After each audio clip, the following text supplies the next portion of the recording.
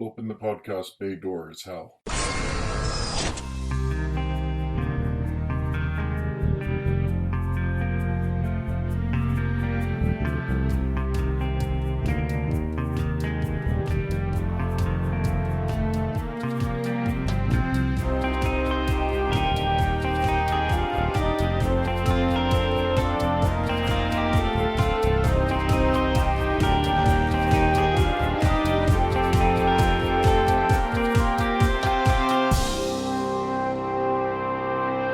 Hello everyone, and welcome to episode 22 of Welcome to Geektown. I'm your host, Kurt Onstead. I've been a proud geek all my life, being into role-playing games, board games, sci-fi, fantasy, and especially superheroes and comics. And I want to help others join me in those pursuits. But I've found that sometimes people can get overwhelmed or feel left out because they don't already have what some consider the requisite knowledge to be considered a fan. And that's where Welcome to Geektown comes in.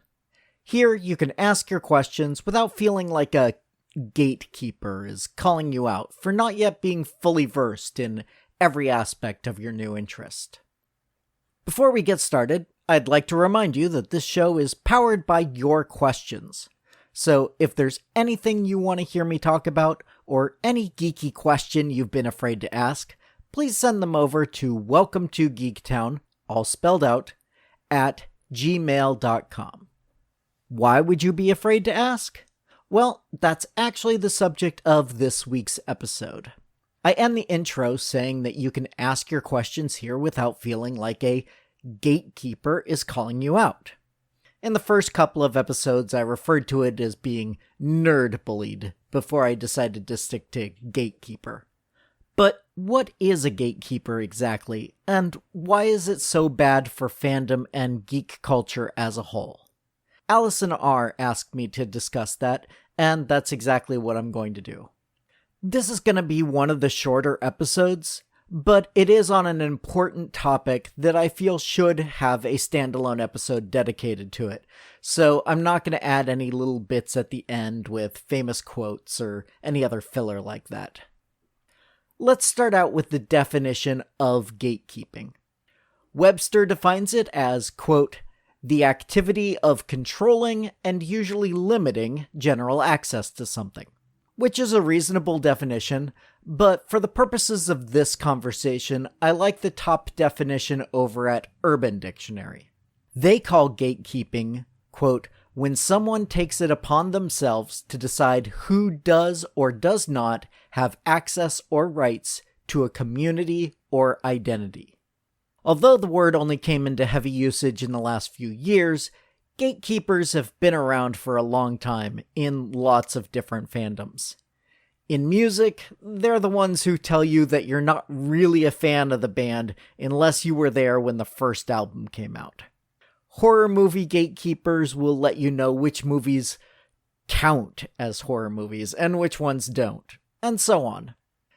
There's gatekeepers in every aspect of what most would classify as geek culture. Some role players will say you're not really role-playing if you're not playing the right edition of a certain game. Sci-fi gatekeepers will tell you which authors are real sci-fi and which aren't. Board gaming gatekeepers can go off about which type of Eurogame is the best game, and if you haven't played it yet, woe be unto you. However, I'm going to concentrate mostly on comic book gatekeepers, because they're currently getting a lot of attention online as one of the types of toxic fandom out there. In any fan base, there are always going to be those who consider themselves to be the true fans, and anyone who doesn't match their level of enthusiasm to be lesser. The biggest problem, however, is that in a lot of cases, these are the people working at comic book stores. They're the ones that the comic book guy from The Simpsons was based on. I've met enough of them to know that they're real. While I haven't experienced much gatekeeping personally, and every store I've regularly shopped at or worked at has discouraged this type of behavior, I have read and heard so many stories of people coming into stores, looking for issues of a comic they were interested in checking out, and being insulted for liking that particular character. That's not just toxic, it's also bad business. But for some people, they only want certain members in their club and do what they can to weed out the rest. And that brings us to the most toxic element of this rise of gatekeepers. The most vocal of this group often ends up using race, gender, and sexuality as criteria for who is a quote-unquote true fan and who isn't. I don't want to give names because I don't want to give these people any more of an audience than they already have.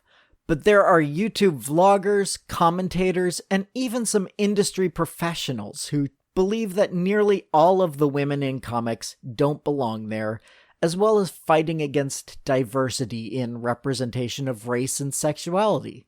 These are the same sorts of people who constantly cry, "Fake geek girl," at women who say they are a comic book fan, or video gamer, or any other sort of fan of geek culture. And now these people are emboldened to go even further. They claim that there are too many social justice warriors in comics trying to push their agenda, and they've accused women in the comic book industry of sleeping their way in and other acts with no evidence. I think I've made it fairly clear by now, but to state it outright, I stand against those who would keep comic characters and comic creators to strictly straight white males. I myself am a straight white male, but I always want to see different viewpoints represented in all sorts of media, as it's one of the best ways to keep an open mind and learn more about the world. So where does the gatekeeper's attitude come from? Well, there's the xenophobia and sexism of the most vile members of this group, but there's another part of it as well, and I think that stems from the sudden popularity of the superhero movies in the last decade or so. Many of us, myself included, who were fans of superheroes and comics before they dominated pop culture the way that they have recently, were bullied and teased for these interests when we were younger. So, now that so many of the people who once teased them are now claiming to be fans of these properties themselves, the bullied find themselves somewhat empowered to become the bullies, and to mock these new fans as not being quote-unquote real. It's the same sort of cycle that leads to those abused as children to become abusers themselves, as so many studies have shown to be the case over the years. So, I can feel a certain amount of empathy for those who find themselves wanting to nerd bully. If any of them listen, though, I'd remind them to think about how much it hurt when you were on the other side of it, and to instead break that cycle. So what are some of the ways we can stand together against these gatekeepers? First off, find the stores that don't have gatekeepers as their employees or owners, and frequent them. If you do experience this sort of treatment somewhere, report it to the owner. If it turns out to be the owner, or they do not take sufficient action for you, put in a review on Yelp and or similar sites, warning other people away from the store. Show them that there are consequences for these actions with your pocketbook. If you're unable to find a store in your area that is welcoming, there are stores that are willing to ship your comics to you on a weekly basis. You may have to wait a couple of extra days, but the peace of mind is worth it, in my opinion. A friend of mine owns Elusive Comics in Santa Clara, California, and she offers this service to her customers. Go check out the website.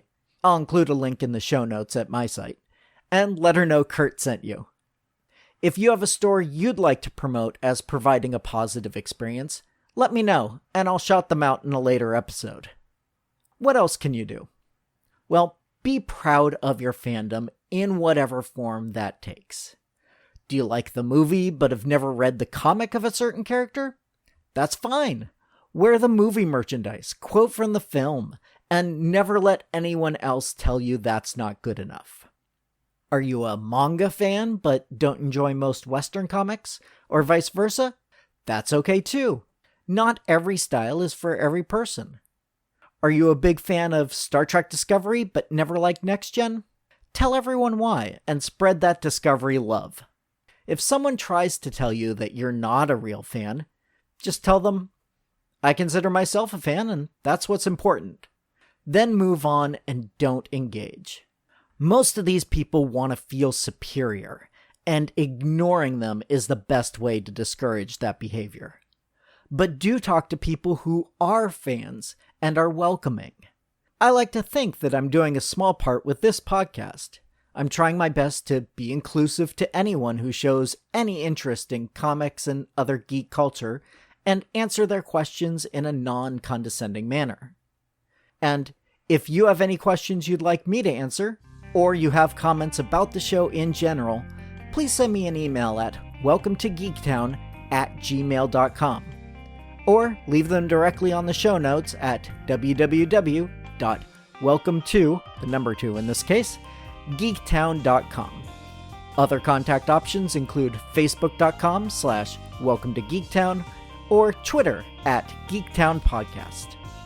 In the meantime, don't forget to subscribe and give me a 5-star review over on iTunes to join the Geektown City Council and help other people find the show so we can all tell them, welcome to Geektown, population, us.